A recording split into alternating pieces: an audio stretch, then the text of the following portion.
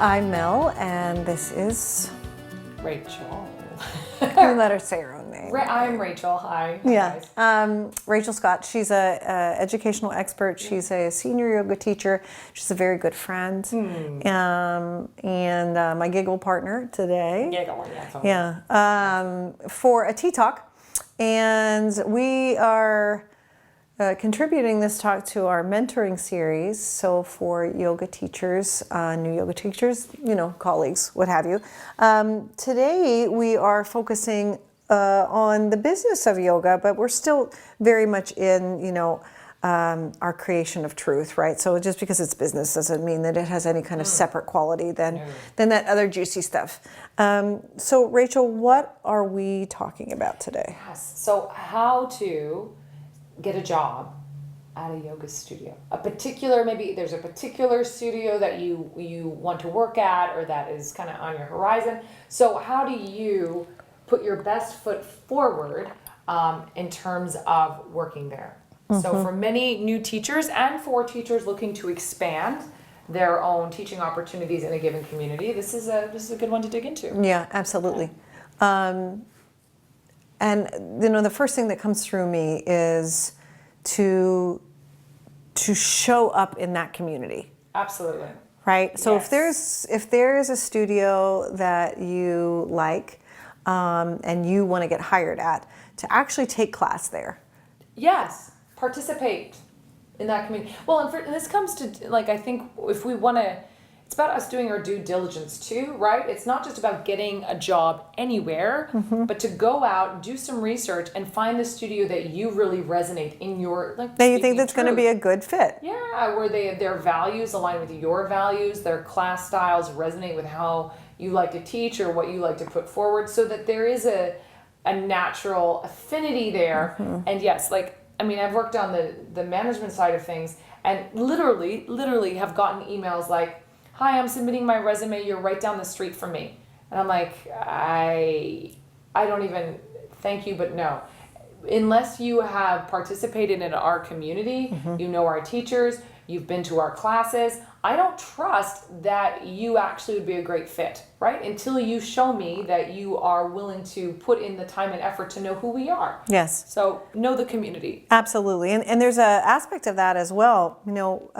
Being down the street, right, could actually be a great benefit. Be awesome for subbing. Yeah, it could be a fantastic benefit if everything else aligns. Then you come in and I see it as like you help to, if there is a problem, you help solve a problem. You're like, here, I love your community. We are in alignment. This is how I really appreciate these classes. It speaks to me. This is similar to what I offer. Or I see that you offering that, but you don't offer this thing that I do, and I feel like it may be welcome here.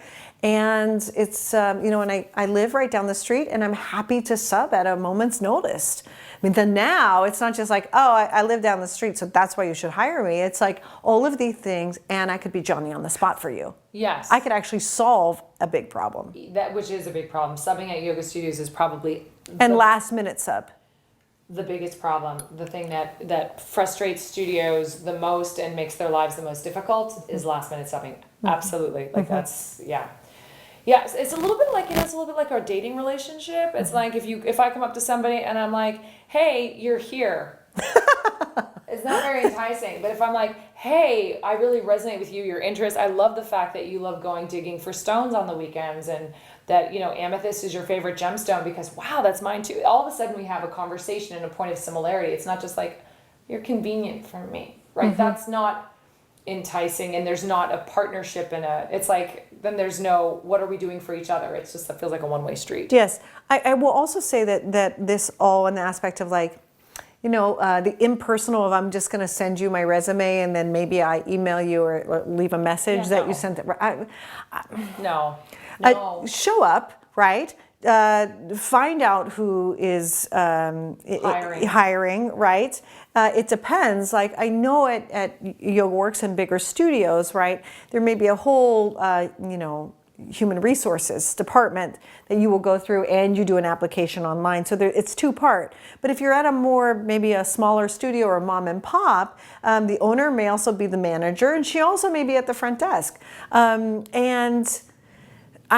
I'm saying show up, I'm not saying be a stalker or manipulative in some way. Like go to the person's class and then wait after and be like, I really want to teach at your studio. That's creepy.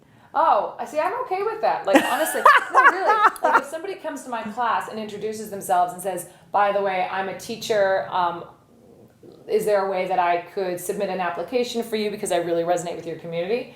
I actually love that in-person, face-to-face Really? stuff. You wouldn't want them rather to like come at a different time when you had that hat on versus when you were like a teacher hat? I want them to come to my class. I want to watch their practice.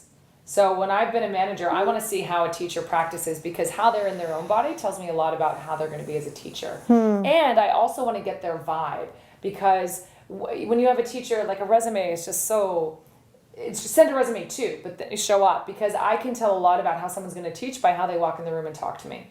So I like that information. Well, and I totally am hearing what you're saying, and I'm like, okay, that's awesome. So maybe what it is, because I can feel both sides of it. Maybe it is that to be respectful. Yes. To be respectful of that teacher there to teach and be taking care of their actual students. Yeah. And to not to manipulate that time. Yeah. And it's always respectful and good interaction to say, listen, is there another time? A better time. Yes. Is there a best practice for me to come and have a conversation with you about teaching, or beyond that? I think that's super smart. That way they have the option to say, no, now's great, or to say tomorrow at 4, whatever. Yeah. What I also say is that I won't even say from the second you get into the doors of the studio. I want to say if you're in the vicinity of the studio, if you're on planet Earth, you should be kind. Meaning, right? Just like, don't be like, oh, I'm late, and beeping your horn or whatever out in the parking lot, and then like you go in and you let the door drop on somebody going out, and then you're kind of rude at the front desk, and then you're going to go ask for a job. Yeah, no. And we hear from the front desk Everything. So it's like, as a teacher, your class begins like the moment you're on the block of the studio. It's like that's when you need to step up. And it's not that we want to be fake, but you want to put your best, most elevated foot forward, because you're going to be holding space, hopefully as an elevator of humans, or an elevator of human experience. So we want to be professional and be compassionate and live the values that we. Yes, that's why I said go all the way to the earth. Live your values. Live your right? values. Live Everywhere, your values. honestly. Yeah, I know we all have our days. Not me. Not me. No. Okay, so then you would follow up maybe with a resume after you have personal, contact and conversation. I would also say that, like, let's say Rachel came to me and said, I have this lovely friend or teacher. I really believe in her. Would you take a look? So, there is that aspect of like personal connection. Yeah. It's very valuable. Yeah. Well, yeah, I think it has, like, everything out there has gotten a little bit removed, or, like with social media and things like that, everything feels kind of far away and impersonal. So that personal connection of someone saying like, yeah, I know this was a solid person. I can vouch for her. So if you do have connections in that community, it can be good to say, hey, I'd love to be a member of this community, would you put in a good word for me or something like that? I also will say, and I say this, and then it's like, there's always that little caveat, like, don't be obnoxious, okay? And I definitely had this experience as a younger teacher when I would get hired as a sub, and maybe I wasn't really known in the community, but for whatever reason, my resume, it was a YogaWorks connection, something like that, which, I've had, that they gave me the opportunity to sub. And then once I did sub and stepped in, ideally I did a good job, let's hope, right? And the students were happy.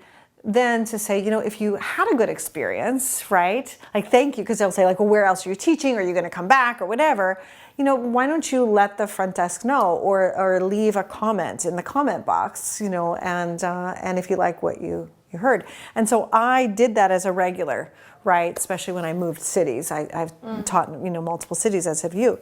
So I would say like, hey, if this felt good for you, let them know. And oftentimes that would open a door for regular classes and regular higher. Studios can't get their ears to the ground on every single class that's out there, and so they actively want to know, did the students have a good experience? They'll ask the front desk, hey, did you hear anything as students were going on their way out? Did you get any feedback on that new teacher? Because you're trying, again, it's like you're solving a studio's problem. If you show up and you're a teacher that resonates with that community, you're solving a problem for them, because they are always going to be looking for teachers who are committed to the community, who resonate with the students, who can teach skillfully. So, in a sensible, non-obnoxious way. Yeah. To say, like, if you had a great experience, share the love. I'd love to be here more.